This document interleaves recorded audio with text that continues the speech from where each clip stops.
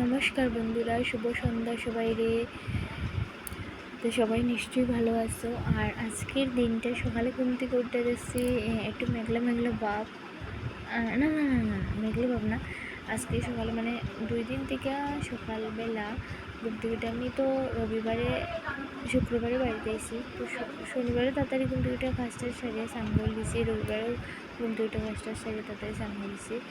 আজকে সোমবার, তো সকালবেলা যখন ওঠার টাইম মানে উঠতে হয় কাজ টাজ করা, তখন প্রচণ্ড বৃষ্টি এসে তার সঙ্গে বজ্রপাত ও এরকম অবস্থা। তো এরকম অবস্থা ভাবলাম এখন আর উঠে কি তার বৃষ্টি টিষ্টি ভিজবো, অসুখ বিসুখ হবো, জ্বর সর্দি আছে।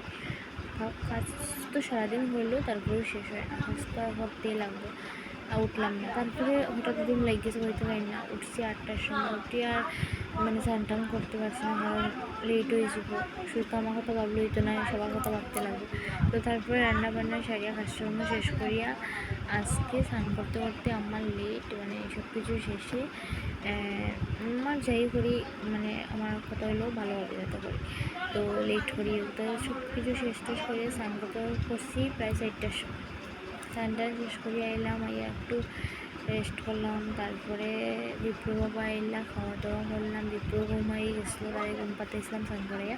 হেও ঘুম থেকে উঠলো, তারপরে তারেও খাওয়াইলাম। তারপরে তো সন্ধ্যা হইলো, চাটা বানিয়ে হইলো দিচ্ছি, সবাই খাইছে। কখন একজন আইসেন, তার সঙ্গে গল্প করা রয়েছেন 2জন, চা খাওয়ার বাকি তারা রেডি। তারপরে রান্নার টাইম কিন্তু আই গেছে, রান্না যেতে লাগবে। ঠিক আছে, সবাই শুভরাত্রি। মানে আর তো দেখা হইতো না, এর লেগে প্রথমে শুভ সন্ধ্যা আর শেষে শুভরাত্রি সবাই জানাইরা। সবাই সবসময় ভালো থেকো, সুস্থ থেকো, আবার দেখা হবে। টাটা।